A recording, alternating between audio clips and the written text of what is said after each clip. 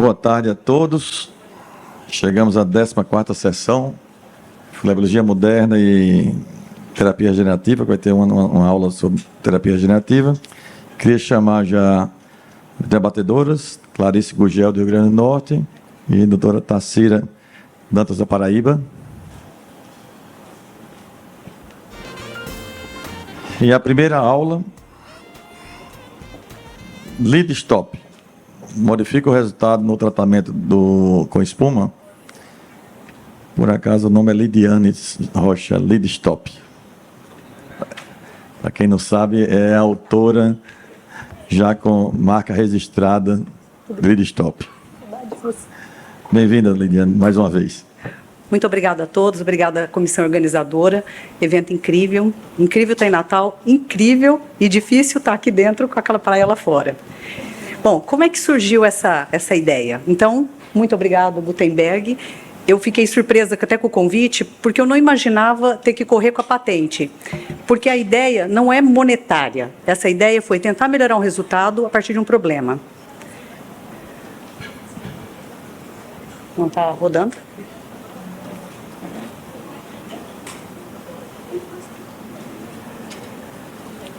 Foi. Obviamente, eu tenho conflito de interesse até a tampa, né? Bom, como é que funciona? Eu tenho um problema e eu foco na solução. Então, eu queria essa mala, estava esgotada, não tinha, resolvi eu mesma fazer. E com essa experiência com bricolagem, eu fui andando sempre pelos mercados e procurando coisas e achei essa espuma que me parecia muito inteligente usar na compressão do vaso, uma vez que ela era maleável. Obviamente, hoje o dispositivo é feito com uma compressão adequada, com uma densidade certa, mas a ideia surgiu a partir daí. Sempre um problema, uma solução. Estava envelopando o armário da minha casa, o soprador a 500 graus caiu no meu braço, queimei o braço, fez uma cicatriz horrorosa. Procurei os meus amigos da Regenerativa, eles falaram, não tem jeito, é isso. Impossível, tem que ter um jeito. Comecei a usar o laser de baixa potência no meu braço, o acroma. E consegui melhorar bastante. Hoje tem, assim, uma leve penumbra. Baseada nessa experiência, resolvi tratar os pacientes com úlcera isquêmica. E aqui, um paciente do Enfio, ele é o personagem do Enfio, o delegado Flores, ele é o delegado Flores, podia ter dado bem errado para mim. No início eu combinei com ele que se desse certo, eu cobraria. Se não, ele era um caso controle. E os meus pacientes, assim, eu tenho uma boa relação médico-paciente. E normalmente, eu vou mudando o que eu estou fazendo sempre. Eu combino e explico para ele o que é da literatura e o que eu vou tentar fazer. Quais são as complicações, quais são os benefícios. E, normalmente, a gente consegue ir juntos para algum lugar. O que eu queria? A espuma é uma técnica muito boa, ela é muito democrática, ela pode ser usada em qualquer lugar e ela é barata. Só que a gente tem os efeitos indesejáveis que eu não consigo nem chamar de complicações, muitas vezes inerente ao procedimento. Então, aqui uma flebite no tratamento da safena, uma hipercromia, o matching, quando a gente faz o hematoma e faz esse matching inflamatório, mas que pode ser um matching hiperdinâmico depois. Então, o que eu precisava? Eu precisava comprimir direito, mas isso é o que a gente tem no mercado. Agora tem um dispositivo novo da Venosan, que achei bastante interessante. Então, o que eu precisava? Comprimir de forma efetiva, para que esse vaso ele ficasse comprimido por mais tempo. Antes disso, afastar o sangue, todas as proteínas do sangue que fazem com que tenha a inativação da espuma, a formação do trombo e não do esclero. E aí a gente volta para a física. Então, para ter uma pressão adequada, eu tinha que ter uma força sendo aplicada numa determinada área, numa área absolutamente específica. E aqui o emprego. Então, eu desenvolvi essa espuma de poliuretano, e ela tem uma densidade em torno de 20 a 30. E aqui esse caso, o primeiro caso, eu vi agora a apresentação do Felipe, aliás, brilhante, brilhante. E eu ia tratar essa paciente por endolaser. Só que veia de perna, uma paciente madura, que eu insisti muito para não tratar, porque eu queria convencê-la de que ela não tinha a dor que ela me dizia que tinha. Porque eu não tinha certeza, eu não estava segura de que ela queria tratar para ficar saudável ou para ficar bonita. Começamos um procedimento, eu, Benhur e o João Paulo Maffei, E eu fui para fazer o endolaser, resolvi mudar a estratégia. E aqui eu não tenho a padronização do ScleroSafe, que eu não tenho conflito de interesses, mas que tem um resultado muito bom, porque ele consegue, nós temos um acompanhamento de 9 pacientes há 4 meses, ainda totalmente ocluído, com safenas grandes, tratamos safenas de 1.2, safenas 1.5, e ainda continua ocluído, com uma pequena quantidade de esclerosante, ela cria um vácuo, diminui o calibre do vaso, afasta o sangue e dispara a espuma. Resolvi fazer uma coisa parecida, mas o ScleroSafe não é padronizado no hospital. Aí usei um catéter de multipurpose da hemodinâmica. Passei o guia, introdutor, falei, mas você não encarece mais? A entrada das pacientes foi toda via convênio. Então, eu resolvi dar um resultado que eu julgava que seria bom para ela, o que eu talvez tivesse feito na minha mãe. Introduzimos o catéter, lavamos, tiramos o sangue, Trendelenburg, e jogamos a espuma, e tracionando o catéter 1 centímetro, disparando a espuma. Nós usamos aqui 8 cc's. E usamos lead stop na compressão. Colocamos a meia elástica, essa paciente volta precocemente com 3 dias, depois 1 semana, ocluída, paciente sem nenhuma queixa, extremamente feliz. E ainda jogou na minha cara, devia ter me operado antes, doutora. Não falei que a dor era disso? E aqui no de baixo é um outro paciente, mostrando que eu consigo seguir exatamente o trajeto da safena guiado pelo ultrassom. Coloco ele exatamente no lugar. O micropore ele é feito apenas para orientação do trajeto, de quando eu vou mudar o trajeto. A diferença dele para os dispositivos que tem no mercado, ele vai fazer uma compressão extrínseca, efetiva, seletiva, mas eu consigo desenhar o trajeto do vaso. E aqui a compressão com meia de 35 milímetros. Esses são alguns resultados. Essa paciente, eu só coloquei a compressão do lead stop nos vasos maiores, nos menores eu resolvi não colocar. E aqui eu tive uma discreta hiperpigmentação. Esse resultado que vocês estão vendo é uma paciente indígena e negra, e esse resultado é de 10 dias. Aqui o emprego, quando não tem meia elástica, eu vou tratar uma pequena área, ou realmente esqueci a meia, é possível usar também, fazer essa compressão com o tape. Aqui eu deixei solto o tape para que pudesse ver o trajeto, eu uso o micropore apenas para orientação. Ele não faz compressão. A compressão pode lesar a pele, e isso acontece com bastante frequência. E aqui vocês conseguem ver que é possível realmente seguir o trajeto do vaso, desenhar porque ele é bastante maleável. Esse paciente aqui, ele poderia ter feito qualquer tratamento que quisesse, um arquiteto bastante conhecido, de 75 anos, ele pagou para fazer o tratamento da espuma, mesmo que ele teria pago numa cirurgia, mas a opção dele era não ir para o centro cirúrgico de forma alguma, nem flebectomia. Então, isso aqui era uma tributária da safena, a safena estava competente e tinha uma perfurante insuficiente. Desenho, fiz a espuma, o paciente realizou o procedimento, foi embora e tocando a vida normal, caminhando em Ipanema. Eu mantenho essa compressão por 48 a 72 horas. E é possível que o paciente consiga tomar banho, que consiga se movimentar. Diferente dos dispositivos que existem ou que a gente usa como alternativa, o paciente tem um certo desconforto. Eu até brinquei com o Dr. Bassa, ele falou, é possível fazer tudo? Falei, tá, mas é possível pegar ônibus? Com aquele chumaço, com aqueles obeck na região da virilha? Acho um pouco mais difícil. Então, é bem mais confortável. Esse paciente aqui, ele é um professor de tênis, eu apresentei na aula anterior. Aqui eu tratei só o eixo safênico, usei o ScleroSafe, usei a compressão que vocês conseguem ver 48 horas depois. Ela é bastante efetiva, tão efetiva que ela consegue até fazer uma impressão na pele.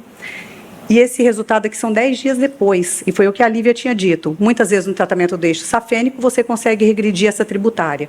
Não precisei tratar a tributária nesses 3 meses de acompanhamento e ele não teve flebite. Aqui mais um resultado, aqui tratei as tributárias também, a gente já tinha tratado o eixo safênico com ScleroSafe e resolvi dar um resultado a mais, um resultado estético para esse paciente, é homem. Você fala, mas homem com essa meia? Ele esqueceu a meia e aí eu emprestei uma minha. Então, quem dá o pão dá o castigo, né? E essa foto foi para o grupo de família. Se vocês perceberem, vai ter umas equimoses, não hematomas, na lateral. Mas aqui eu resolvi dar aquela sofisticada na técnica. Então, funcionei com gelco, tentei imitar o ScleroSafe, porque ele não navegou na tributária. Ele se propõe a isso, mas eu não consegui reproduzir esse resultado. Tentei colocar o gelco, lavar com a torneirinha, criar um vácuo, tentar fazer ciência. Mas nessa teve extravasamento de sangue. Mas é possível observar que aonde houve a compressão, não houve equimose. E esse resultado é desse paciente 10 dias depois, aquele mesmo paciente da meia feminina. As possibilidades, então eu tenho de 1,8 e de 2 centímetros. É possível também fazer discos, e quando for comercializado vai ser feito nessa forma que eu chamo de pastilhas, de meio centímetro. Então, ao invés de fazer aquela bolinha de algodão, você tem esse dispositivo e coloca com o micropore em cima e mantém essa compressão. Ele se adapta muito bem e cola muito bem. Lembrando que eu tenho conflito de interesses, né? Bom, então uma alternativa bastante simples, ela pode ser efetiva. Então, pensando no clipe. O clipe ele foi inventado em 1899 e ele permanece atual até hoje. Quem sabe eu não consiga oferecer para os colegas e talvez para a nossa população uma alternativa que seja barata e efetiva e que seja bastante cômoda. Muito obrigada. Obrigado, Lidiane. Em cima da hora, 10 minutos. Vamos passar para a próxima palestra. Cirurgia de varizes, o que tratar em um tempo. Bem-u. O que é importante hoje, só lembrando, como eu tenho um conflito de interesse, eu tenho 20% das ações da Lidiane Company, então realmente sem direito a voto, mas estou participando pelo menos dos lucros. Então a gente vai distribuir as amostras para vocês, tá certo, aqui para todo mundo, e principalmente para fornecer como um laboratório para a gente também de desenvolvimento. Por favor, se vocês puderem ajudar, e sugerindo sem timidez. E colocar a crítica nas mídias sociais. Só não vai colocar no meu Instagram porque não tenho, né? Faço um tipo total, morro de vontade de ter, mas não segura a mão ainda. E pode, tá bom? Tá certo? E outra coisa, posso me dar licença, Gutenberg, só um segundo só? Você faz parte desse processo especializando. Posso falar um segundo? Agora, no dia 30 de novembro, 1 e 2 de dezembro, vai ter o Especializando em São Paulo, no Instituto Dante Pazanese. Vai ser por direção-geral do Fábio e coordenação da Lidiane e minha. E com a participação especial, é lógico, do nosso amigo, o nosso amigo ditador, que realmente vai pôr a coisa em dia, Gutenberg, certo? E o Ivanésio Melo vai estar lá, o Filipinho vai estar lá, então vai ser um time muito, muito forte, e com um convidado especial, que é o Dr. Paul Pitaluga, que vai estar, na verdade, operando em loco com vocês, não só operando. Ele vai ficar disponível 2 dias nos corredores para ser abordado, para se conversar. Então, eu acho que pode ser uma experiência muito, muito única e interessante. E a gente espera também aprender com as informações de vocês. Mas vamos lá à palestra. Obrigado, Gutenberg. Em relação de cirurgia de varizes, o que tratar em um tempo só? Diferentemente da Lívia, no meu perfil inicialmente, eu trato os pacientes atualmente, que eu não sei mais, porque a gente está sempre mudando. Eu não fazia um monte de coisa, então eu estou fazendo agora diferente. Por enquanto, for instance, eu estou, por enquanto, tratando ao nível do hospital pela comunidade também operacional. O meu paciente chega, basicamente, como eu tenho um seguro-saúde generoso, ele fala assim, quando eu interno no Einstein? E se eu fizer um contraponto, já cria uma responsabilidade a mais. Mas tem cada dia mais, porque o Einstein também não é tudo aquilo. O paciente inicialmente está sendo jogado, às vezes, num box inicial, que a gente brinca realmente que é uma coisa terrível, o box, o cara não tem nem o nível toalete, tanto o nível de ocupação grande. Então, às vezes, como a Lívia falou, a nível de clínica, a gente pode realmente pensar nisso. Então, atualmente, eu trato tudo o que é possível, num tempo só. Eu tento fazer o máximo possível, lógico, desde que implique o menor risco para o paciente. Ou seja, a gente vai mostrar agora que eu tento fazer o possível para o paciente nesse tempo. Como o paciente está sob anestesia geral, máscara, laríngea, coisa que eu não fazia de jeito nenhum, já discuti com o Gutenberg, em termos de logística, para vocês, às vezes o paciente, às vezes o nível de seguro, o nível de convênio, precisa fazer a hack, mas antes que eu achava impossível, eu acho impossível, não sei porque eu fiz tanta hack na minha vida. Parei até 4 anos atrás, agora acho impossível um paciente meu ser submetido a uma hack.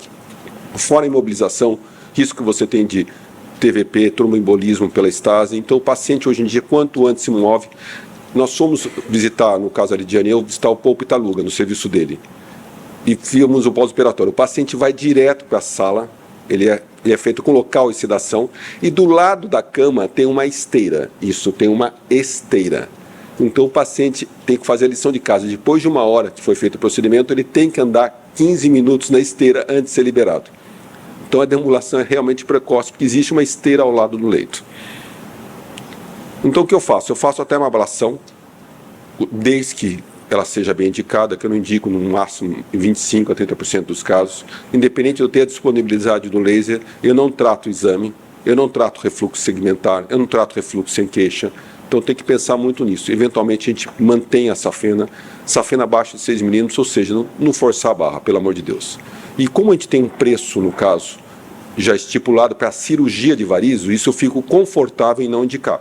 E nenhum tipo de viés, no caso, que eu posso ter. Mesmo seja, se eu não compreenda isso, eu posso ter um viés de indicar. Então, eu tabelo o preço, se for retirada de colaterais ou se for com termoablação, é o mesmo preço para o paciente.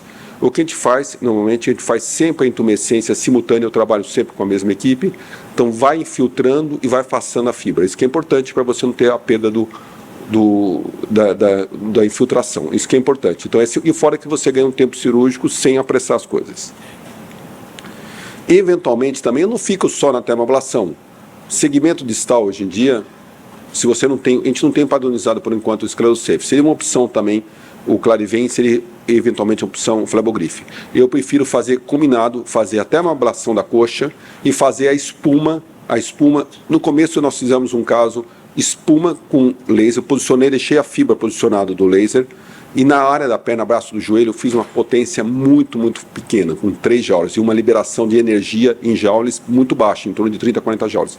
Mesmo assim, eu tive uma pequena parestesia. Em contrapartida, a perna, que nós fizemos só espuma, só com lead stop, no meu conflito de interesse que eu falei, já mantendo 72 horas, ela não teve nenhuma queixa. E, diferentemente, apareceu um matching, às vezes, um telangiectasia na perna, na região da termoablação. Então, eventualmente, a gente precisa fazer um estudo isso comparativo, mas a intenção seria essa, manter até o nível de coxa, um segmento proximal muito ligeiro da perna, você mantém com mesmo a termoablação. Mantendo o introdutor, como a gente funciona o introdutor ao nível do tornozelo, você recua bem e faz a espuma com polidocanol 3%, no caso ao nível da perna. Então você pode associar todos os procedimentos como a gente vê aqui.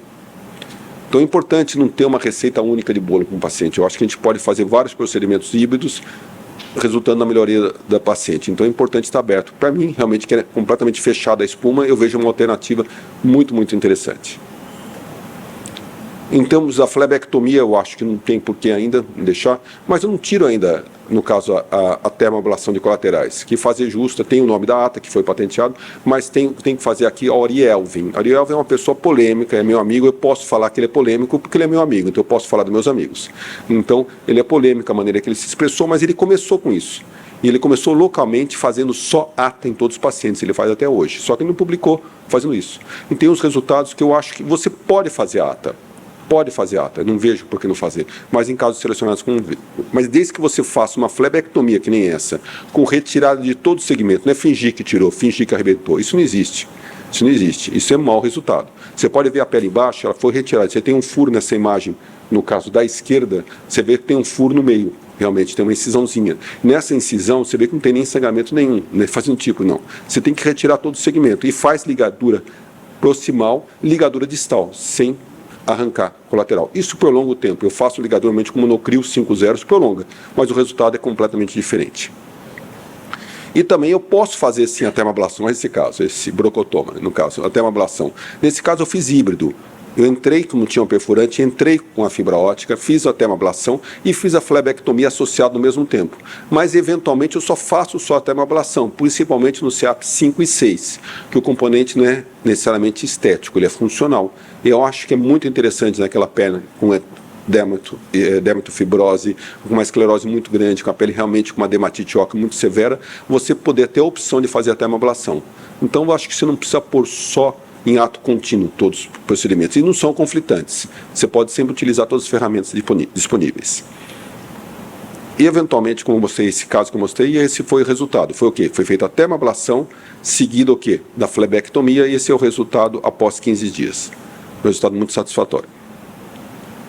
Em termos de escleroterapia, a gente associa sempre a escleroterapia que possível a glicose, isso é de rotina. Por quê? Como você está fazendo? Você está cobrando? Eu não cobro por isso, eu cobro minha cirurgia. Ou seja, você está competindo com você mesmo? Você vai deixar de fazer menos escleroterapia? Não. Eu estou competindo o quê? Em obter um resultado melhor para o paciente. Quanto antes o paciente puder ter um resultado melhor, quanto antes ele puder fazer menos sessões ao nível consultório e você adiantar o tratamento, ele vai ficar satisfeito. E como eu recebo paciente só por indicação, isso realmente vai ter aquele círculo virtuoso de indicações e ele vai ficar muito satisfeito. Então a gente faz. E, eventualmente, nos casos, a gente faz, principalmente ao nível de tornozelo, a espuma com polidocanol. Então você pode fazer vários procedimentos associados dentro do mesmo procedimento. Em termos de resultado, aqui é um paciente que tem um tornozelo, foi feito um endolaser na safena e foi feito, no mesmo tempo, depois da retirada, foi feito já a escleroterapia. Então, você já tem um clareamento muito grande já no primeiro tempo. E depois foi complementado com laser transdérmico. Mas é importante, então, você aproveitar o procedimento, fazer o máximo possível, desde que isso não implique no risco para o paciente, um prolongamento no tempo anestésico. Como eu faço em centro cirúrgico e com anestesista, a gente tem condição de fazer isso, independente da duração do procedimento. Então, como mensagem final, que eu acho que é importante essas 3 noções. Empatia. Empatia, na verdade, é você gostar do paciente, de fato, e se interessar pelo paciente. Você se interessa, você gosta do paciente, ele te conta o problema dele, uma queixa, você vai no teu consultório, você para, você realmente se sente no lugar do paciente, você se comove com o sofrimento do paciente, sem ser cínico. Realmente, a gentileza já é um outro ato, já é um passo acima que a gente não consegue exercer. É dar a mão, às vezes, para o paciente, estender a mão. Dá a mão para mim, conversa comigo. Homem, mulher, me dá a mão, conta direito o que está acontecendo. Às vezes tem pacientes que têm dificuldade em passar de cirurgia, têm um medo tremendo. Agora, chegar no terceiro tópico, que é a compaixão, daí é algo mais. É você fazer algo, de fato, que mude a vida do paciente. Torne só aquele sentimento de interesse pelo paciente, de compartilhar o sofrimento, em ação para que esse sofrimento, esse desconforto do paciente realmente, pelo menos, seja ao menos minimizado. Então, eu espero que a gente possa cada vez mais, dentro de todos os procedimentos, que a gente possa exercer mais a compaixão com nossos pacientes. Muito obrigado pela atenção de vocês. Doutora Lívia, mais uma vez, como escolher a técnica para o tratamento das veias safenas e varicosas calibrosas em diferentes cenários? 10 minutos. Boa tarde, novamente. Vou te entregar antes, porque todo mundo facilitou a minha vida, né? Antes, Felipinho, Benhu, Lide, todo mundo facilitou a minha vida aí. Foi tudo que a gente falou até agora. Eu acho que é bem resumir no final que, além da questão técnica, a gente individualizar onde a gente está e quem é o paciente que a gente vai tratar e como que a gente vai tratar, vai ser um quebra-cabeça que a graça é essa. Cada paciente é uma situação individual que a gente tem que fazer escolhas bem peculiares. E como o Felipe falou, no último guideline da ISVS, a flebectomia ambulatorial, a espuma ecoguiada ou os dois juntos, é o que é preconizado para o tratamento das varicosidades, das tributárias varicosas.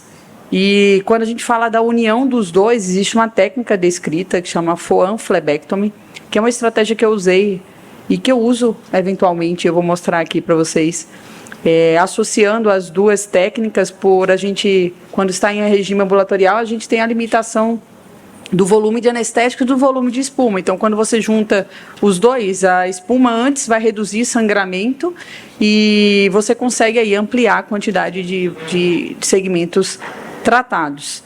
Então, dentro desse cenário de tratamento de safenas e varizes calibrosas, a gente vai ter, principalmente, além dos dispositivos que o Getúlio trouxe aqui, a flebectomia, a espuma e a termoablação. Bem, quando a gente fala de termoablação de safena magna, do tratamento de veia safena magna, a termoablação é a primeira opção, cirurgia a segunda opção e a espuma como uma terceira opção. E aqui eu pus 6 milímetros como um ponto de atenção, que é o ponto onde que a gente vai ter uma mudança de efetividade da espuma. Então, uma questão que eu quis trazer aqui, que o Felipe trouxe, olha, a gente pode tratar uma safena de 12 milímetros com espuma, pode, mas a gente tem que ter o bom senso de, por exemplo, tratar um idoso, um paciente que não tem uma condição de ser submetido a um procedimento cirúrgico, porque a gente também tornar o procedimento ambulatorial a qualquer custo, e ao custo do paciente a longo prazo não ter uma boa evolução da doença, não pode ser uma opção. Até porque eu questiono até que ponto a reintervenção da espuma no endotélio já sofrido e que já sofreu uma inflamação ali, até que ponto seria tão efetivo também. Então, principalmente para quem tem o interesse de deshospitalizar, em falar para o paciente, olha, eu consigo te tratar fora do hospital, não fazer isso em situações em que a melhor opção é o tratamento cirúrgico. E ao fazer o tratamento cirúrgico, a gente deve considerar também que não há motivo da gente fazer nenhum tratamento às cegas. Não ter um ultrassom na mesa é algo que já não tem justificativa, porque você pode ter um probe de ultrassom com investimento mais baixo, você pode, quem não tem manejo de ultrassom, pode ter um auxiliar junto, como o Ben falou, olha, eu não faço espuma, a Lidiane faz as espumas, não quero passar pela curva de aprendizado, tudo bem, mas não deixa de oferecer dentro de um âmbito de equipe ali o melhor para o paciente. Então, esse mesmo guideline, ele considera a espuma para os vasos abaixo de 6 milímetros. Repito, pode ser feito para vasos acima de 6 milímetros, sim, mas a gente vai ter uma taxa de recorrência muito maior, então a gente tem que saber em quem isso está sendo feito. Sempre guiado por ultrassom e pode ser feito com catéter e tumescência, apesar de não haver robustez na literatura de que fazer isso aumentaria a longo prazo a taxa de oclusão e de recidiva. A veia safena-pava, especialmente pelas diferentes apresentações anatômicas, tem a termoablação como a primeira opção, a espuma como a segunda opção e a cirurgia como terceira opção, justamente pelo acesso a essas diferentes variações anatômicas. A termoablação, a gente pode escolher o dispositivo, seja o endolaser ou a radiofrequência. O guideline mostra que a gente pode escolher um ou outro, apesar de a literatura trazer como resultados muito semelhantes à radiofrequência e à termoablação. Não existe uma comparação das fibras de nova geração com as fibras radiais que foi o que mudou o jogo, na verdade, dos bons resultados da termoablação com a radiofrequência, e é indiscutível que a versatilidade do endolaser é muito maior. E aí eu reforcei aqui a questão da tumescência no tratamento cirúrgico e que isso seja feito guiado por ultrassom. Então, a gente ter certeza por onde o fleboextrator está passando é um ponto e fazer uma tumescência para trazer um melhor resultado, menos sangramento, melhor recuperação do paciente. Então, eu sempre parto do pressuposto que a gente tem que fazer o melhor com o que a gente tem. E a gente está no hospital, às vezes no SUS, sempre dá para fazer algo que vai ser o limite do melhor que a gente pode fazer. Espera aí, pode ser aqui. Então, na verdade, com tudo que a gente discutiu aqui, a gente viu que pode tudo. A literatura mostrou que todas as técnicas disponíveis a gente pode fazer. Não há tanta evidência em relação ao tratamento de tributária com endolaser, mas a gente vê uma perspectiva aí de excelentes resultados em diferentes grupos, apesar de pouca publicação. Então, na verdade, diante de tantas técnicas, diante do que a literatura nos traz, e nos diferentes cenários que a gente se encontra, a gente tem que saber onde a gente vai tratar, como a gente vai tratar e quem a gente vai tratar. Eu sempre parto que o mais importante é quem a gente vai tratar. Então, qual que é a queixa do paciente, o que será tratado, e o que o paciente não tolera. Sentir dor, se aquilo manchar, tem uma demanda estética maior, ou não quero internar, não quero ter repouso. Então, saber também o que é prioridade para o paciente. Se o paciente vai ser tratado a nível ambulatorial ou hospitalar e como que ele vai ser tratado. É particular ou é convênio? Qual o cenário que você se encontra?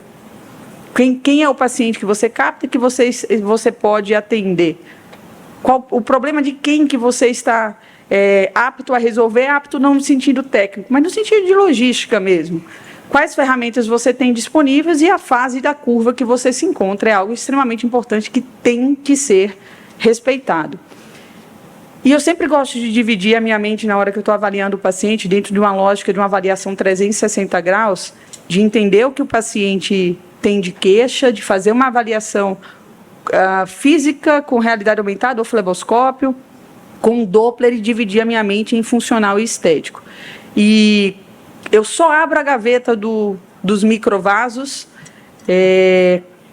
quando eu tenho certeza de que a gaveta do funcional é pequena, eu posso tratar aquilo no mesmo momento.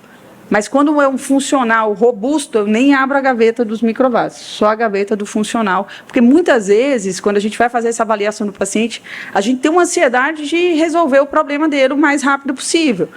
Só que muitas vezes o paciente vai ter algo extremamente complexo, como o Felipe falou, a gente tem que entregar o tratamento complexo de acordo com a complexidade do problema. Então, um diagnóstico preciso vai ser fundamental. E a gente sabe que, pela literatura, quase metade dos pacientes que só têm queixa estética tem algum grau de insuficiência de safena. A grande maioria não precisa ser tratado. Mas a gente tem que fazer esse diagnóstico e identificar se tem alguma varicosidade mais calibrosa associada àquelas lesões e abrir a gaveta do funcional, se for necessário. E propor um tratamento para o paciente. Então, aqui eu vou trazer um caso que eu e o Dr. Leonardo Stambovics fizemos uma sessão interativa no PAN, e ele trouxe esse caso, desse paciente com uma safena extrafacial, com essas varicosidades calibrosas, e eu tenho certeza absoluta que todos nós conseguiríamos tratar esse paciente de uma forma confortável no hospital, com sedação ou com bloqueio, mas existem outras opções. Como o Felipe trouxe pelo guideline americano, o consenso é fazer flebectomia nesse paciente, com essas varicosidades superficiais. E confesso que eu tenderia a fazer isso, nesse caso, dentro de uma curva de termoablação de tributárias, e a espuma aí traria uma alta taxa de escleros, de induração. Bem, o doutor Leonardo tratou esse paciente, peraí, travou aqui.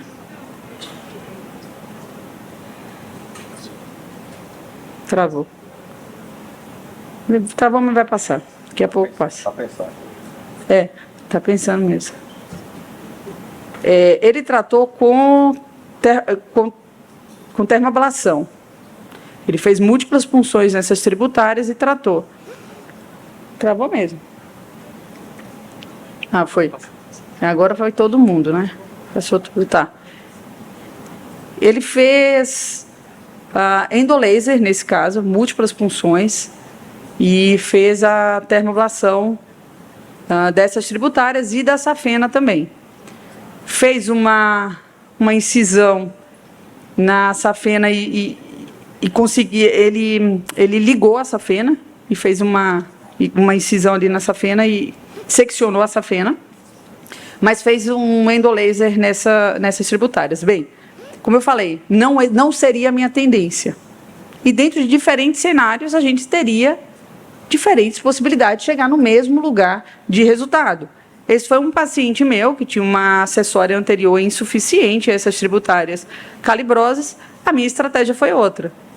Eu fiz a termoablação no segmento proximal da acessória anterior, fiz o tratamento com flebectomia dessas tributárias em coxa e aguardei a regressão, e depois eu abordei a perna, complementei com espuma, com um resultado muito semelhante ao que o Leonardo teve, com diferente estratégia. Esse caso também foi um caso que a gente discutiu, com estratégias completamente diferentes. Não sei se o vídeo vai rodar, mas era um paciente com uma recidiva complexa, múltiplas tributárias profundas que chegavam nas varicosidades linfonodais, e ele tratou também com a termoablação total a laser. Também não faria essa estratégia, porque eu penso que a gente entra num nível de complexidade, de um tempo cirúrgico muito maior, quando você pode entregar resultados muito semelhantes de uma forma menos invasiva.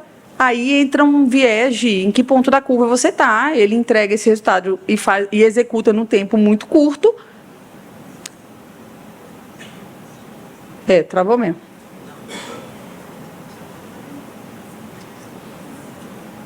Eu juro que está acabando, viu? Já acabou. Não, já acabou, mas... Já acabou. Bugou. Tudo a sessão. Já esperando o sorteio. O sol indo embora. Espera aí. Dá um ESC? Mas... Tá. Essa foi a estratégia que ele utilizou, e esse é um paciente que eu faria foam flebectomy. No mesmo tempo, eu faria espuma, guiado por ultrassom, dessas varicosidades mais profundas, e para evitar hipercromia e que houvesse a formação de escleros nas varicosidades mais superficiais, eu já faria a flebectomia em um tempo único ali, para poder evitar essa complicação de hipercromia. Vai ter jeito não, viu? Eu vou dar meu recado final. Vai dar certo também. Bem, no final das... Eu vou finalizar aqui. No final, qual que era o recado que eu queria dar? Que a gente sempre vai... No nosso dia a dia, a gente vai lidar com pacientes distintos, com queixas distintas, com quadros clínicos distintos. A gente tem inúmeras ferramentas, porque a gente trata uma doença complexa, e a gente desenvolver a sensibilidade de escolher caso a caso e ter a humildade de quando o que aquele paciente veio buscar não é o que você pode oferecer, você dizer, não sou eu que posso te ajudar. E encaminhar esse paciente para quem possa resolver da forma que ele pode. E isso não é quando a gente simplesmente, o paciente quer algo, por exemplo, quero fazer laser transdérmico, não faço laser transdérmico. Tem o contrário também. Tem um paciente que consegue arcar uma consulta minha, mas ele não consegue arcar um tratamento meu. E eu vou perguntar para ele, você tem um plano de saúde? Tudo bem, eu vou te indicar alguém que vai resolver seu problema. A longo prazo vai ter um resultado semelhante, você vai ter aí que internar, vai ter um repouso um pouco mais longo, mas vai dar tudo certo no final. Então, a gente tem essa sensibilidade também de oferecer para o paciente o melhor que a gente pode fazer, sendo fiel à nossa excelência, mantendo a nossa valorização e, repito, não entregando uma guia de convênio porque é conveniente para a gente. Acho que a gente tem que pegar a rédea de direção da nossa especialidade, porque, de fato, a gente trata algo complexo, seja no arterial, seja no venoso, e a gente merece uma valorização muito maior do que a gente tem. Muito obrigada. Obrigado, doutora Lívia. Passar a chamar agora o doutor Charles Esteves. Charles, para quem não conhece, é praticamente um dos pioneiros em usar laser, endolaser, né, nessas veias tributárias. Então, o desafio para ele, que já não é mais um desafio, que ele faz isso há muito tempo, tratamento total a laser de veias calibrosas. Face, fronte, membros inferiores, mão, onde tiver veia, ele vai mostrar o resultado dele. Boa tarde, pessoal. Obrigado, Gutenberg, também ao Getúlio pelo convite. É a história do pai falando com os filhos, porque eu vejo aqui ata, teta, beta, tudo começou com ablação térmica, a mesma coisa. O nome até confunde as pessoas, né? Então, eu vou tentar falar, são 3 temas em um curto tempo, são meia hora, né? Você me deu, 8 minutos. Tá passando aí, né? Então, vamos lá. Sim, tem conflitos. Então, gente, vou falar primeiro de pernas. Eu acho assim, para você se aventurar a fazer face, fazer mão, tem que estar muito bom em fazer perna com endolaser. Então, não tente se aventurar a fazer coisa mais complexa sem você estar bom no básico, tá? Então, assim, eu não inventei a técnica, está longe de ser um inventor. O próprio Bonnet já fez isso em 2001, certo? Fazendo tributárias, já fazia já. Está aqui mostrando um artigo, ele usou o laser 810, uma energia de 3 a 4 watts, com 3 a 8 joules. Já fazia isso lá em 2001. E tem vários outros autores, não vou estender, porque teve aulas anteriores já, mostrando que funciona. Tá? Qual que é a dificuldade do resultado? É o médico acessar as veias, funcionar as veias, e quanto mais veia tratada, mais segmento de veia tratada, melhor o resultado. Por exemplo, o Myers, que é um americano, ele queria passar fio-guia na variz. Não passa fio-guia, não vai navegar um fio-guia. Então, ele não foi muito inteligente nesse sentido aí.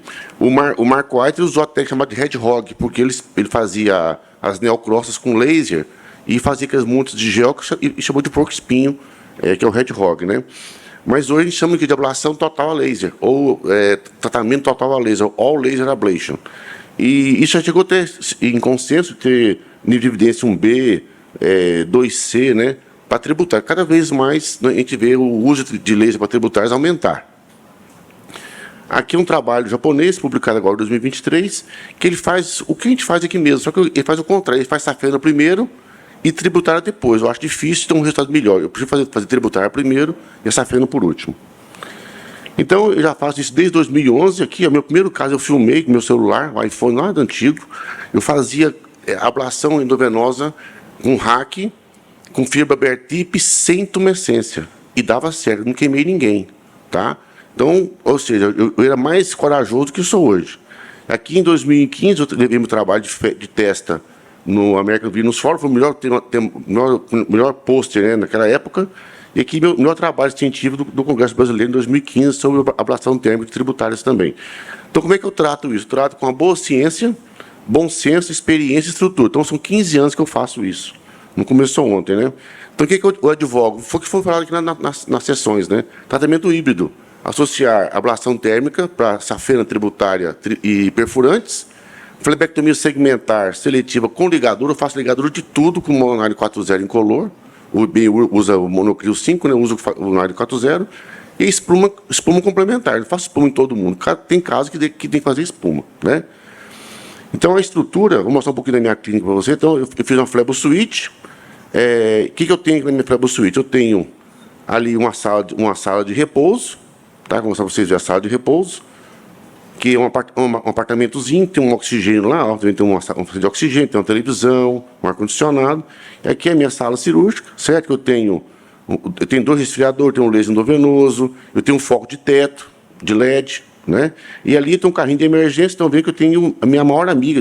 Eu vi o pessoal falando de ablação térmica, tem que ter a bomba irrigadora. Sem bomba não faz tumescência boa. Aquela de seringa, você dá margem a queimar a pele, da neurite, né, manchar.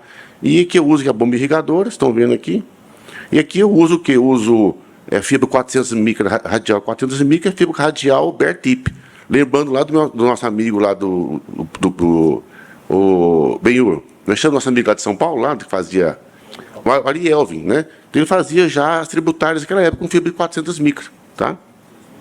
Então, a minha proposta sempre é tratar em 3 etapas, tá? O intervalo médio de uma para outra é 45 dias. Tudo ambulatorial na minha clínica. Não vou em hospital. Não piso mais o pé em hospital, tá? Não me chame que eu não vou em hospital. Faço tudo na minha clínica. Então, caso como esse, faço tudo na clínica. A primeira etapa, meu foco é tratar tudo a laser. Tudo, tá? Que eu chamo de All Laser Ablation. Tuca anestesia local, a marcação é fundamental. Você marcar a veia no contorno dela, facilita você saber se vai funcionar longitudinal, transversal, se vai transfixar a veia, né? Então, essa marcação é fundamental com o paciente de pé. Depois eu complemento a marcação da safena com o paciente deitado, que eu marco o trajeto dela e faço algum pontinho, para se eu vou fazer algum bloqueio, fazer tumescência, já faço um pontinho. Esse paciente que é campeão, ó, ele tinha simplesmente 8 safenas doentes. Tinha máquina, 2 acessórias, 2 parvas e 2 Giacomini para tratar. Olha aí, ó. Feito tudo na clínica de anestesia local. Paciente de mentoria, foi o aluno que tratou comigo. Então, o caso, essa marcação, deixa eu adiantar um pouquinho. Então, é um caso que a gente faz, por exemplo, paciente desse, eu começo com ele de bruço, depois eu viro ele de cubo ventral, tá? Tuca anestesia local, aqui vou usar o Gelco 16. Primeiro eu vou nas tributárias e perfurantes. Sempre começo de baixo para cima, começo no pé. Então, eu vi o trabalho sobre as veias do pé, que está num consenso, né, do Albernaz, mas, para mim, veia do pé é laser. Flebectomia, jamais eu falo flebectomia. Veia do pé laser, sem dúvida, né, a melhor coisa que tem. Não está publicado, fazem publicar mais, como o livro comentou. E aqui, gente, esse slide é o melhor slide da aula, eu considero. Se a veia é grossa, mas não muito grossa, você pode fazer a punção única, passa um gelco nela que resolve. Se a veia é mais calibrosa, 7, 8 milímetros, você faz punção com 2 gelcos, 3 gelcos, não tem problema. Se a veia é tortuosa assim, ó, você pode puncionar ela nos eixos, certo? Fazer uma punção longitudinal, ou você pode fazer, eu chamo de espeto de linguiça. Você transfixar essas veias com vários gelcos. Aqui, você vai no corte transversal, várias bolinhas, você vai transfixando essas veias com gelco, né?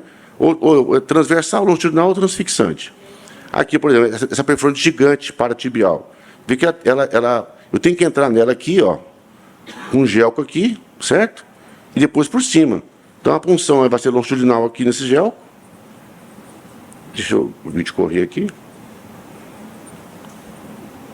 Ó, eu entro com o gelco embaixo, punção longitudinal. Em seguida, eu entro com o gelco em cima. Então, eu peguei a veia em 2 sentidos, já matei aquela veia com 2 punções, tá?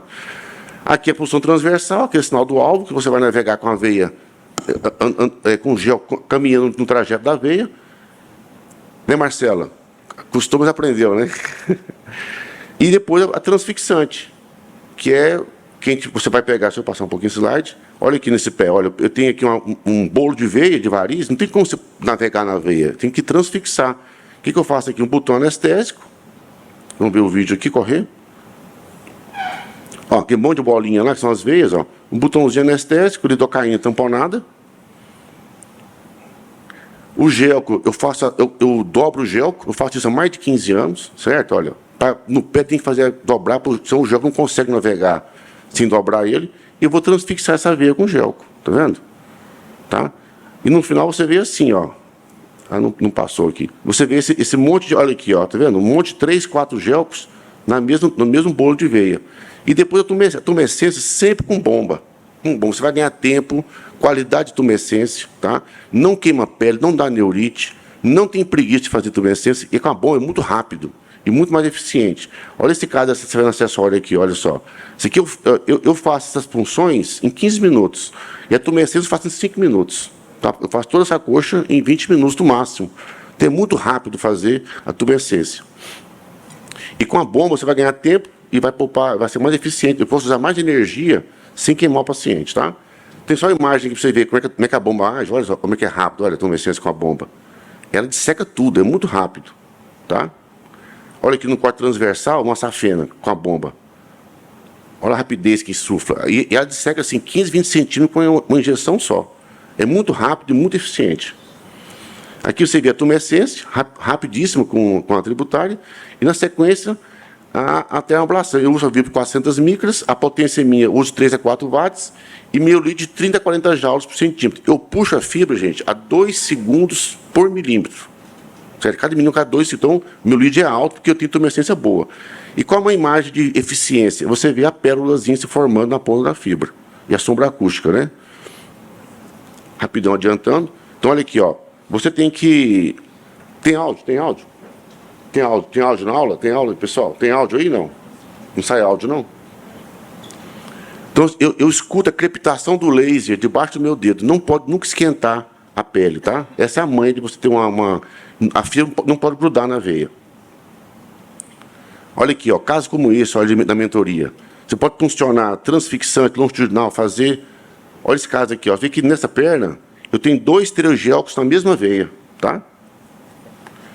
E quando eu faço flebectomia, o que eu faço? Primeira coisa, eu faço o laser em tudo. Quando eu faço o laser, a veia vai murchar, eu posso fazer um cortinho pequeno, pescar a veia e tirar um segmento, né? Esse aneurisma aqui, eu posso fazer, em vez de fazer um corte grande, eu faço um furinho, tiro aquela veia, ligo ela e jogo para dentro. Ela está morta lá dentro. Então, não vai manchar o paciente. Aquela safena fora do compartimento, queima com laser, pesca ela, tira um segmentinho de 10 centímetros, liga, tchau. Não precisa tirar a safena inteira, nem queimar a safena toda, né? Então, o paciente magro, veia abaulada, aneurismas. Então, sempre faz laser. Primeiro, depois faz... Eu tenho 15 minutos, hein? Tem mais tempo aqui ainda, tá? Olha esse caso aqui, ó. Eu posso fazer tudo com laser e fazer uma ablação, olha aqui, com 1 mês e meio. Mesma coisa que sempre também garantiu acesso à safena magna. Ó, são casos que eu faço tudo na minha clínica, olha só. E a segunda etapa, o paciente vem, eu confiro com ultrassom, vejo se tem que fazer alguma espuma, alguma drenagem. É difícil, é raro fazer drenagem, né?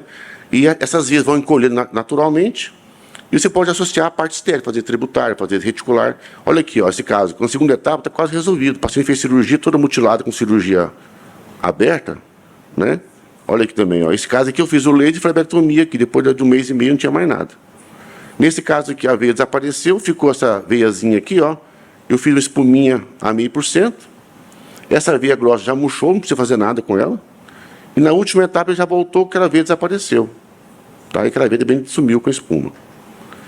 Então, qual a vantagem de fazer tudo com laser, né? Não tem cicatriz, não tem lesão linfática, não tem lesão de nervo, não tem hematoma. Recuperação muito mais rápida, certo? Vou adiantar pelo horário que o paciente fez tudo com laser. Ela é da Bahia, ela foi num consultório, fez, depois de 1 ano, voltou agora comigo semana passada. Ó, não fiz mais nada, só fiz laser. Ela murchou tudo, ó, sumiu tudo. Não precisa fazer nada, tá? É o mesmo paciente. A expectativa, o resultado acontece depois de 3 a 6 meses. As indurações subdérmicas vão desaparecer, são infrequentes e somem em 6 a 12 meses. Essa paciente, você vê o resultado dela, com 18 meses, ela, um caso bem complexo mesmo, fez tudo na clínica, claro, uma associação de técnicas, de laser, de fazer escleroterapia, laser transdérmico, você gera um resultado como esse. E eu tenho feito hoje também a tributária Deixa eu baixar o volume aqui. A tributárias, as reticulares com laser também. A microcirurgia estética com laser, com fibra 400 micras, cirurgia com 22, com anestesia local. Tá? Quem quiser ver mais sobre isso comigo, faço mentoria, pode me acompanhar também na clínica. Falando de veia suborbitária, que é uma técnica que a gente criou lá também foi em 2015, 2014. Tem paciente que nasce com veia grossa na testa, mulher que malha muito, toma testosterona, aquela veia aumenta, tá? E essa veia, ela às vezes faz muito peeling, emagrece, a veia fica mais saliente também, tá? Tem como colocar um áudio? Não tem áudio, não? Então, ela está sorrindo, vai estar sorrindo, olha a veia aparecendo, certo? Ó. Ela fala, doutor Charles, me livra dessa veia.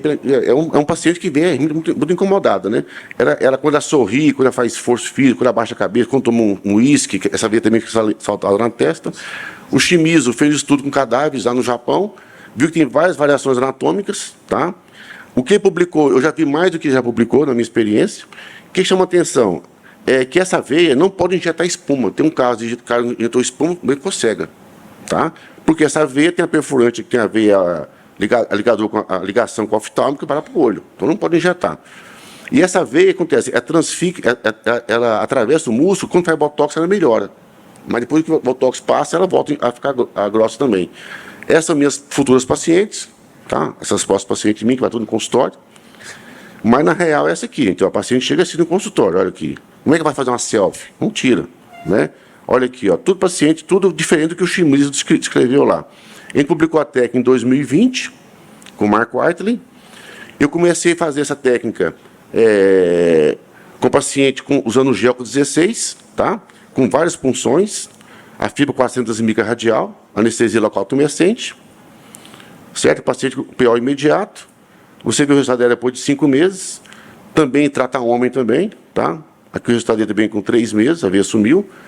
Esse caso aqui chama atenção porque o paciente veio de Londres para mim, a testa muito curva e a veia muito fina, e quando ela baixava a cabeça, ficava um sulco, já tinha um sulco antes, tá vendo? Depois que fez o laser, o sulco ficou mais evidente, tá?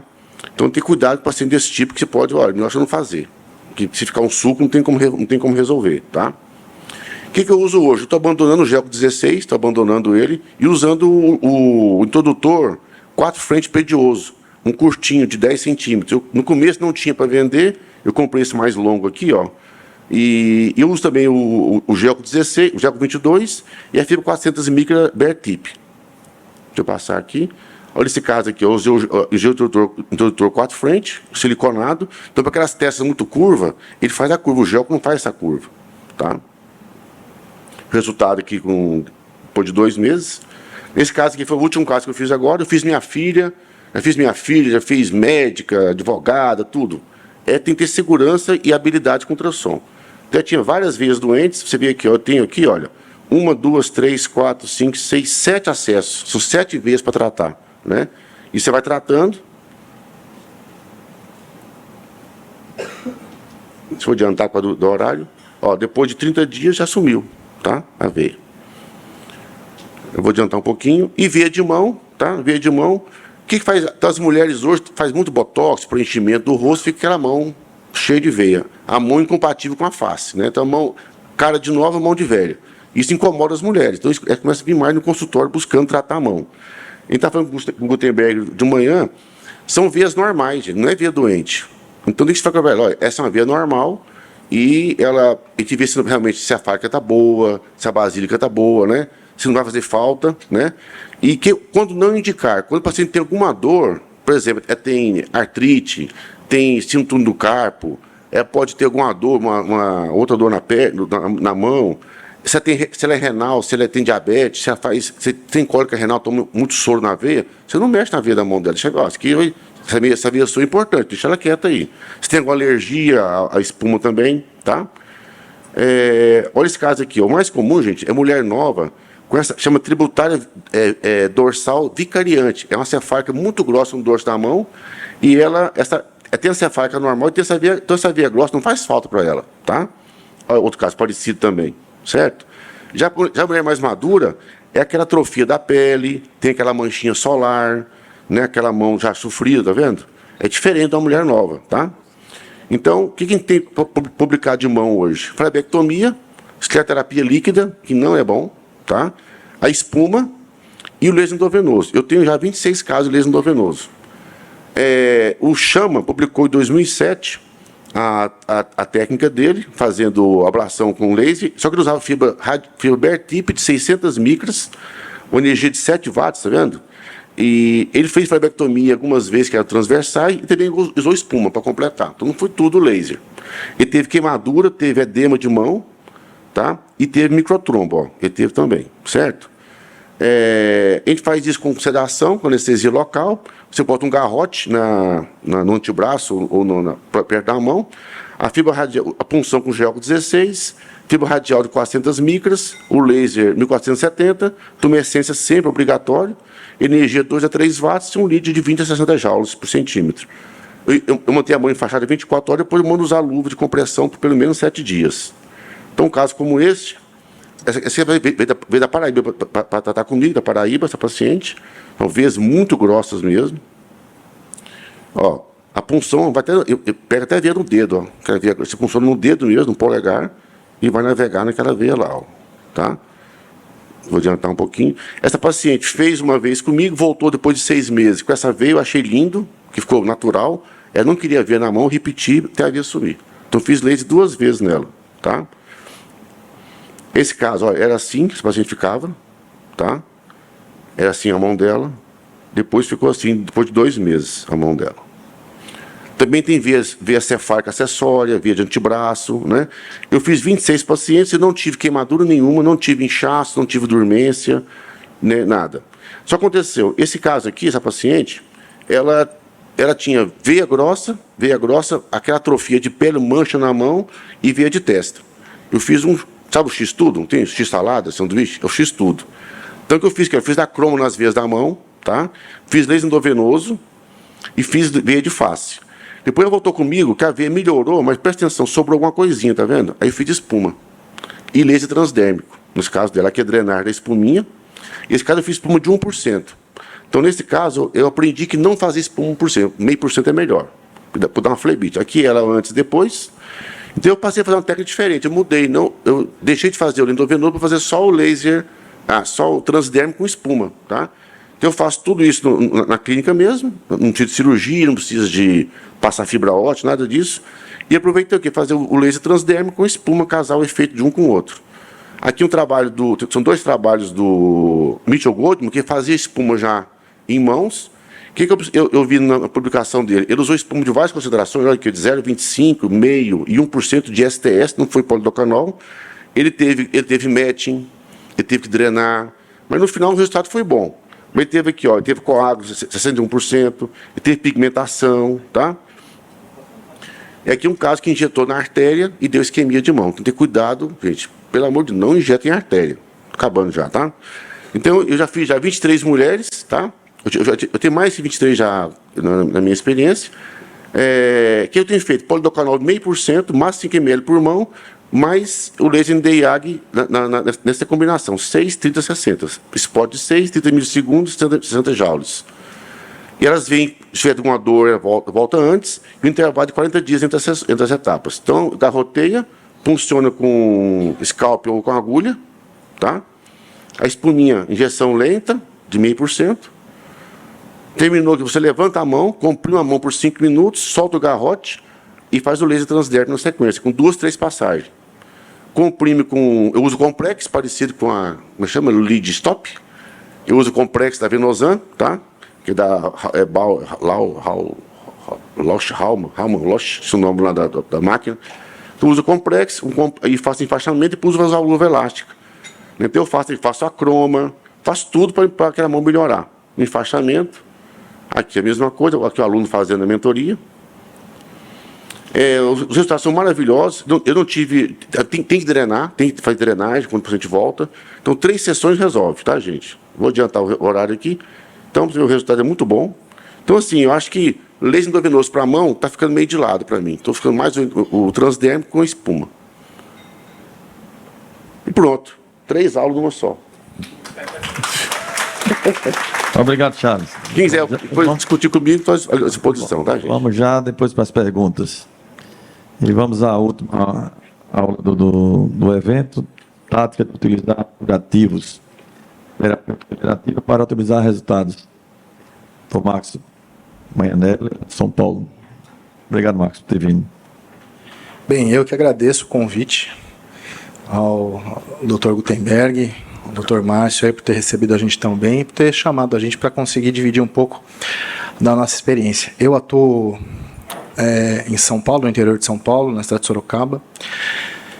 Tenho uma atuação acadêmica bastante ativa. Sou preceptor do Serviço de Cirurgia Vascular, assistente do Serviço de Cirurgia Geral também, da PUC São Paulo. E antes de começar, a gente vendo um encontro regional desse, com tanta gente de tanto renome, a gente fica muito feliz do como que a cirurgia vascular no Brasil, ela cada vez mais está se tornando uma coisa uniforme, com gente do norte ao sul do Brasil se conhecendo de uma forma tão amistosa, se recebendo tão bem.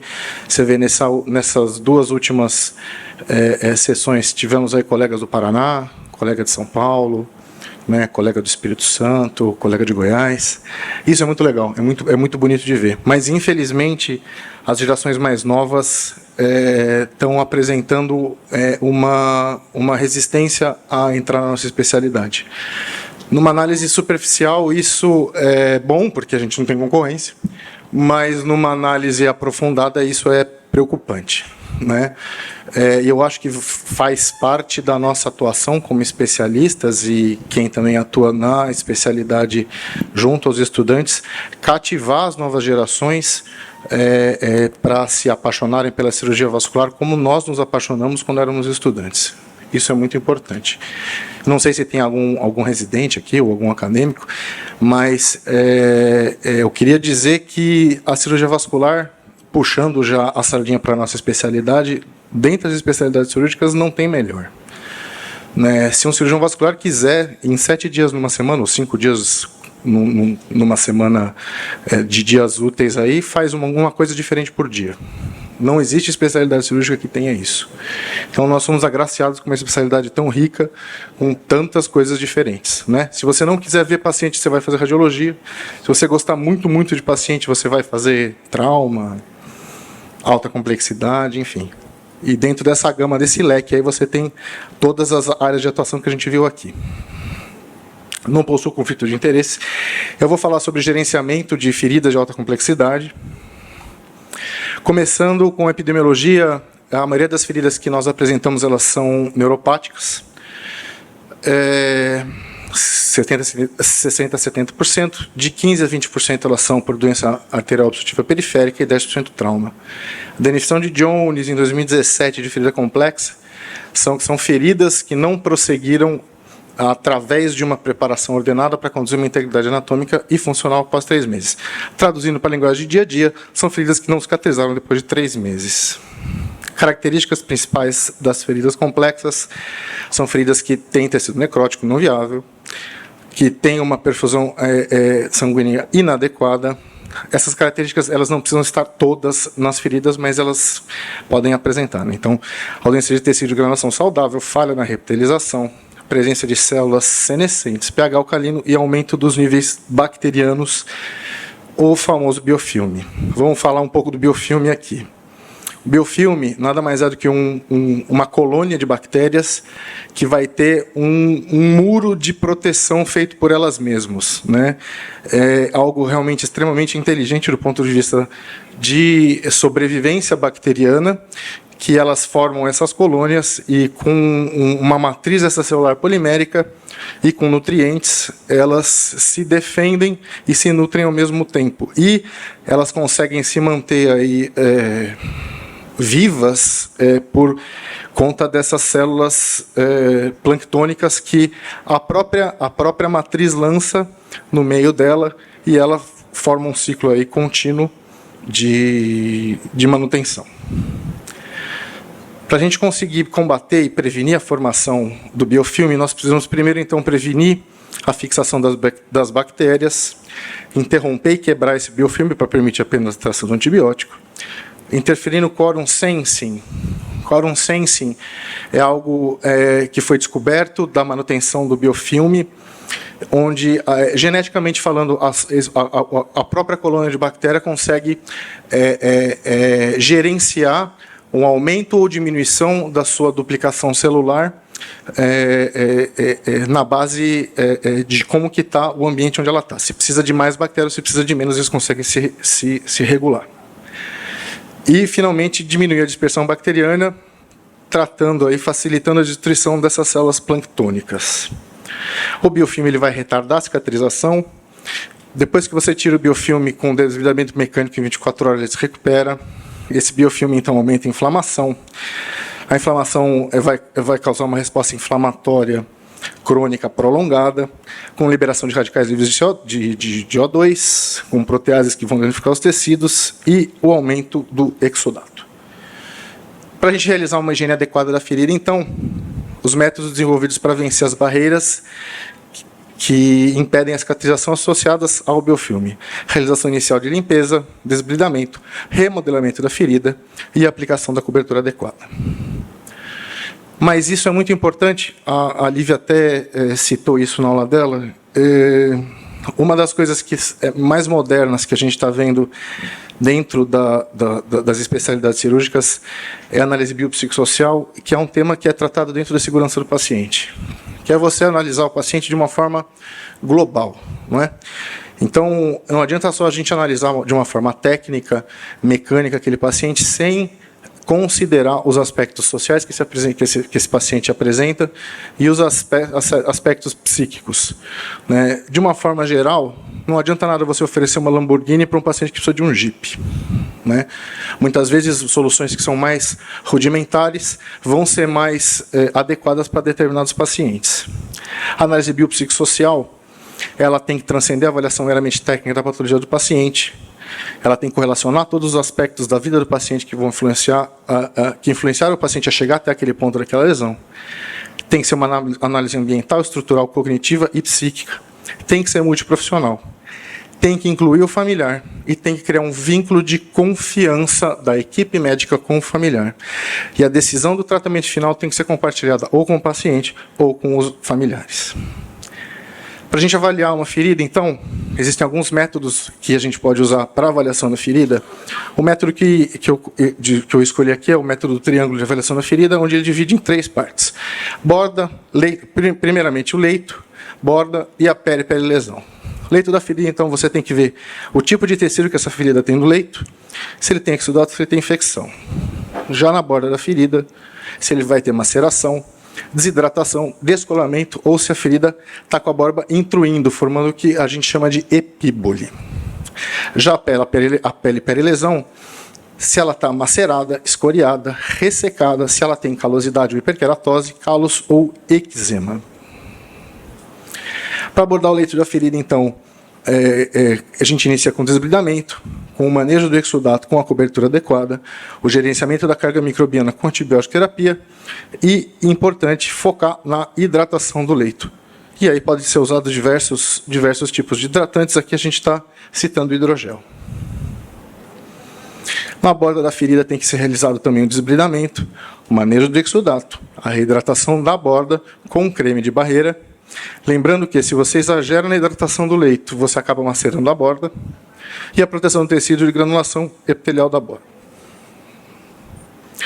Já a pele perilesão também tem que ser desbridada, tem que haver manejo do exudato para você não ter também lesão da pele perilesão, hidratação da pele que não está lesionada aí, com emolientes, como, por exemplo, a vaselina, e a proteção do tecido e da pele.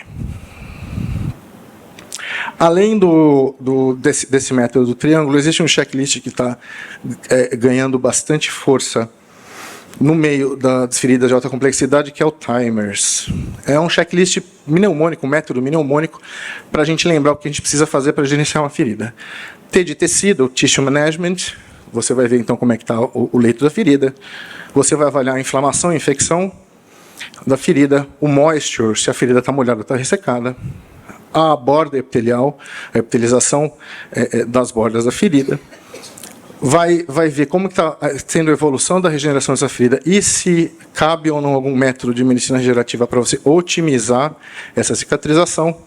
E o último dado colocado foi a avaliação social, como a gente falou, da análise biopsicossocial do paciente. O IWGDF, na diretriz dele, fala sobre cicatrização. É interessante a gente comentar rapidamente. Então, a primeira recomendação fala sobre o desbridamento de precisão cirúrgico da necrose disfacelo e da hiperkeratose em torno da úlcera, preferencialmente associando outros métodos, contraindicação se o paciente for muito isquêmico ou se ele tiver muita dor. A diretriz ainda fala que não é interessante desbridar se o paciente tem uma escara estável no calcanhar. Se é um paciente terminal, você está expondo o paciente a um procedimento que vai ser totalmente inócuo. Se é uma escara seca em membros que são isquêmicos, você pode piorar essa isquemia. Ou pacientes que estão em terapia anticoagulante ou com distúrbio da crase sanguínea, que você pode causar um sangramento aí incontrolável. Os tipos de desbridamento, então, temos o cirúrgico, no centro cirúrgico, o instrumental conservador ambulatorial, por exemplo, com escovas ultrassônicas, que está sendo bastante utilizado para microdesbridamento e é muito interessante. O larval, que a gente não usa muito aqui no Brasil. O ultrassônico, como a gente falou. O mecânico, autolítico e o enzimático. Segunda recomendação, então, selecionar os curativos, principalmente com base no controle do exudato. Curativos que consigam controlar o exudato e não deixem esse exudato espalhar, né? São os curativos multicamadas. A gestão da umidade, então, para fazer a gestão do volume do exudato e avaliar as características desse próprio exudato. Cor, consistência, viscosidade e odor dele. Seleção do curativo, então. Ela tem que manter o ambiente de cicatrização úmido, absorver, reter e não devolver a umidade nem sob pressão, absorção vertical do exudato para a camada secundária do curativo, não deixar o resíduo entrar em contato, não deixar resíduo quando ele for retirado do curativo na troca, proteger as bordas e a pele perilesão e não aderir ao leito e permitir o espaçamento maior entre as trocas, para o paciente não ter que ficar procurando serviço de saúde diariamente. Terceira recomendação, então, não utilizar os curativos ou produtos antimicrobianos com o propósito de acelerar. Obviamente que quando você fala em otimizar, não é só acelerar, você tem que propor uma cicatrização de qualidade para aquele paciente, não só uma cicatrização. Muitas vezes, o que a gente acaba observando é uma cicatrização que aparentemente pode estar boa, mas se o tecido lá profundo não estiver bom, vai acabar causando novas internações e novas abordagens nesse paciente. A gestão do biofilme, então, ela necessita de alguns passos, como a limpeza terapêutica da ferida, coberturas antimicrobianas e antibiofilmes, e antibióticos sistêmicos conforme a gravidade da infecção. Quais são as soluções que a gente pode usar para fazer a higienização das feridas? Tem as antissépticas e antissépticas. As não antissépticas aí seriam sabãozinho, água e soro fisiológico. As antissépticas, a clorexidina, tão famosa, o ácido hipocloroso, a octenidina e o PHMB, que atualmente é a nova vedete aí no controle de infecção de feridas. As coberturas que nós temos aí, alginato, hidrofibra, espumas, gases, telas de poliéster impregnados com prata, o próprio PHMB, mel e o PVPI. O PHMB, então, que é o polieximetileno de biguanida, ele é muito bom contra o Staphylo aureus, pode interagir com células dentro de células hospedeiras e ele é muito pouco citotóxico. Já o PVPI, antigo PVPI, impressionantemente é a droga que é a substância que mais tem atividade contra o biofilme, porque ele atua diminuindo, inibindo o quorum sensing. Ele atua muito bem contra o Staphylococcus epidermidis e o aureus, e um pouco menos contra pseudomonas. E mesmo com uma diluição maior, o PVPI demonstrou ainda uma remoção de biofilme maior do que de outros agentes. A prata, então, ela se liga a bactérias e estabiliza a matriz do biofilme, tem pouco efeito com Staphylo aureus, mas um bom efeito contra pseudomonas. Associação de prata com EDTA e cloreto benzetônio é mais eficaz que as substâncias sendo usadas isoladamente. Quarta recomendação, já estamos bem no final, considerar o uso do curativo com o octasulfato de sacarose, que é hidrofibra, que é o Aquacel, né, e os seus correlatos aí, que realmente é uma cobertura que vem mostrando resultados muito interessantes para quem está no meio disso. E em feridas que não são infectadas ou não são isquêmicas e que são de difícil cicatrização. Por fim, é muito importante gerenciar o espaço morto dentro da ferida, porque quanto menor o espaço morto, mais você vai ter a facilidade da cicatrização. O espaço morto muito grande vai retardar essa cicatrização. O espaço morto menor controla a proliferação de bactérias. O preenchimento com curativo tem que ser realizado um preenchimento com curativo que se ajuste ao leito da ferida, de até 2 centímetros de profundidade. E as duas principais características para um bom curativo é a conformabilidade ao leito da ferida. Ele não pode ficar muito cobrindo as lesões e as peles perilesão, e a ação antimicrobiana.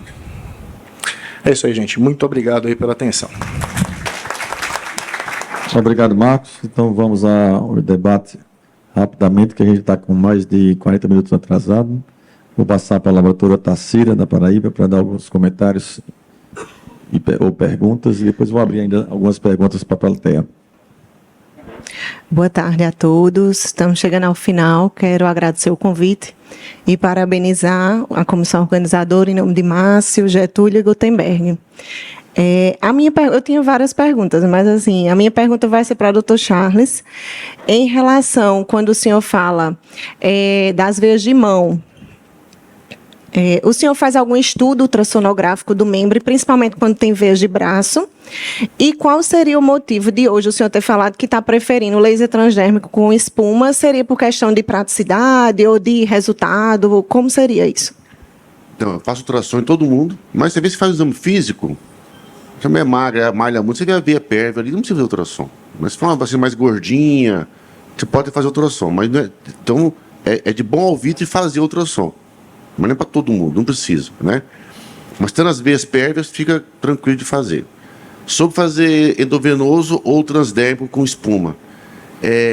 Como eu fiz aquele caso, o último que eu fiz, que eu tive que fazer transdérmico com espuma, eu percebi que é mais fácil fazer espuma com transdérmico.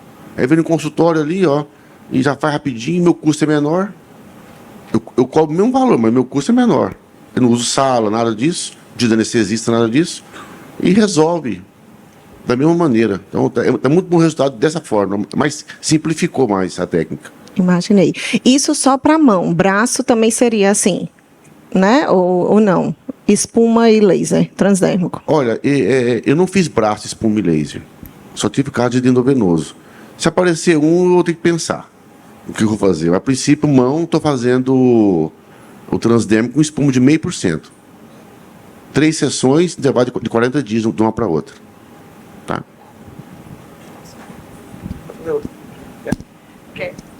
Agora para a doutora Lívia. O doutor Charles falou que o intervalo nos procedimentos segmentados, né, estagiados, são de 45 dias. Qual é o seu tempo? Depende. Seguinte, para os protocolos de acompanhamento de 3 meses, que é o mínimo que eu acompanho um paciente, são 2 visitas e um retorno final, que eu falo que é o retorno para foto, para você fidelizar e se precisar de algum retoque final, tá? Da primeira para a segunda visita, em geral, 30 dias, e da segunda para a terceira eu costumo dar 60 dias.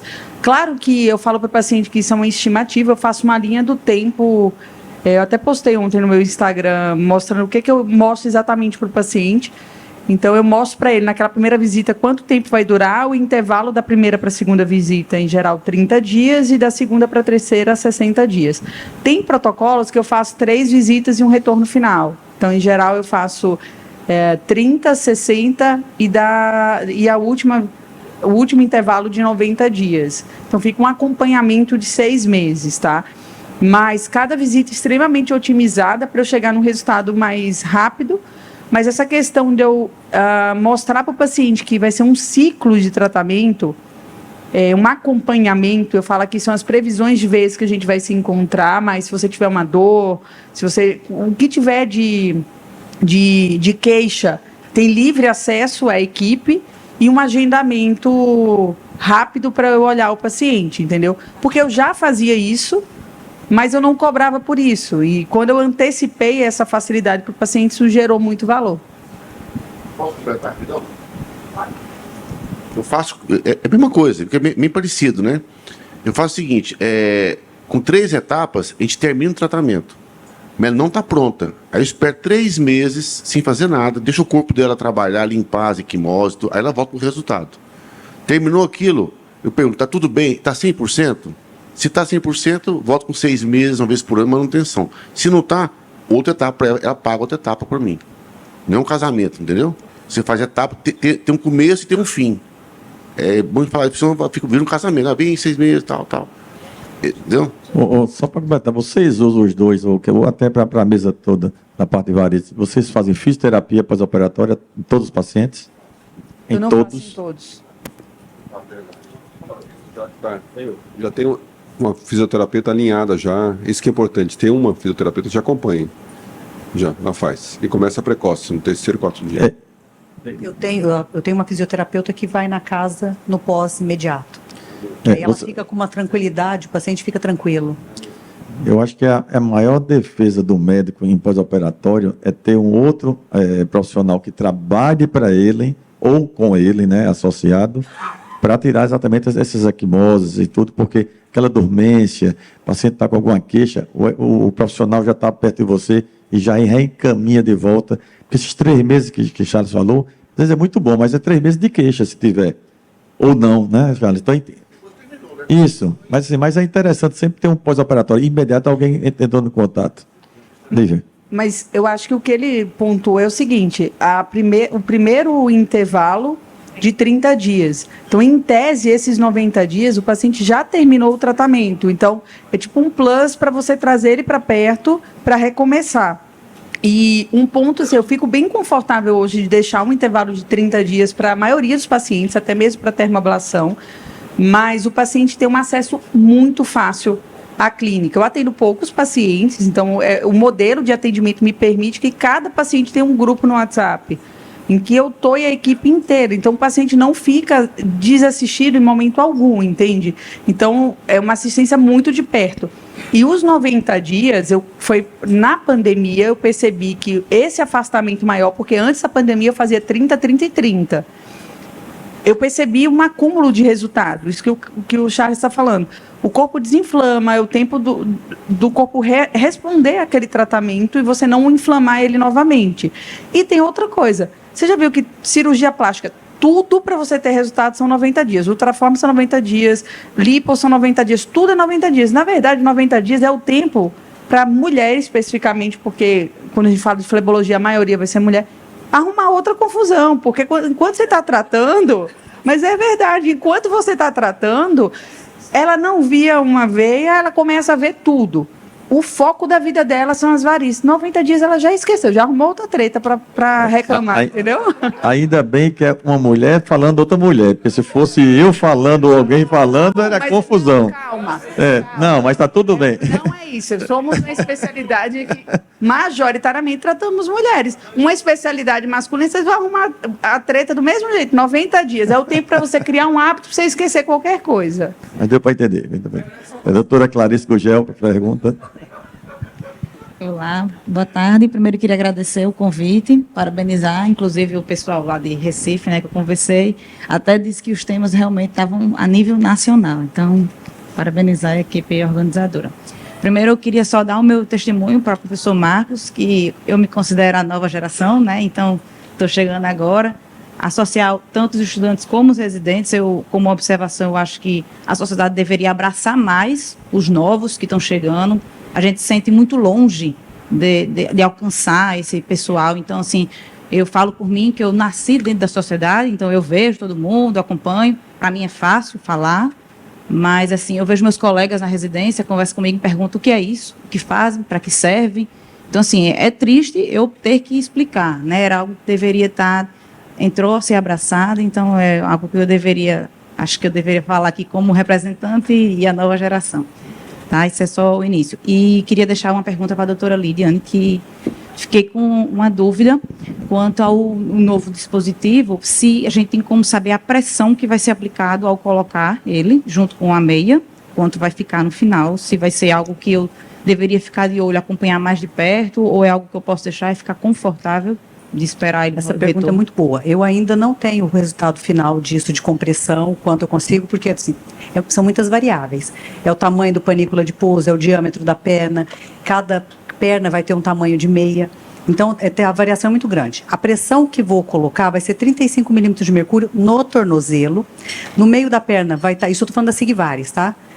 Na verdade, a Sigvaris não tem 35, ela tem 43, porque a gente mandou medir. Então, ela tem 43 milímetros de mercúrio no tornozelo, ela vai ter 27 na panturrilha e vai ter 21 na coxa. Por isso que os pacientes reclamam tanto. A gente não sabia por que reclamava tanto daquele garrote no tornozelo, daquele desconforto. A compressão não é a que está sendo vendida. Mas a gente está tentando desenhar uma meia agora que a gente consiga ter 35 exatamente no tornozelo, 80% na perna e 50% na coxa. Então, a gente vai ter essa estimativa de 35 milímetros de pressão. E a densidade é entre 20 e 30 no dispositivo. Ela teve outra ideia. Tive outra ideia. Bom, a gente está com o tempo bem encerrando. Alguma pergunta da plateia, pessoal? Aqui, Gilmar. Bahia, microfone para Gilmar aqui, por favor. Só rapidinho aqui, o Charles, você comentou sobre a fibra para a região da testa, o Bear Tip, foi isso? E por que você trocou? Você fazia radial antes na testa também? Tem outro microfone aqui, não? Porque é o seguinte, tem muita veiazinha pequena que a 400 micra radial não entra. Eu uso um abocate 22, que é muito fininho, e até às vezes a veia no meio da testa, se eu usar um gel com 16, fica uma cicatriz. Com 22 não fica marca nenhuma. E eu uso uma fibra Bear Tip de 400 micra, da Angel Dynamics, que eu uso. Maravilhosa, cara. Mais alguma pergunta, pessoal? Bom, gostaria de encerrar a sessão.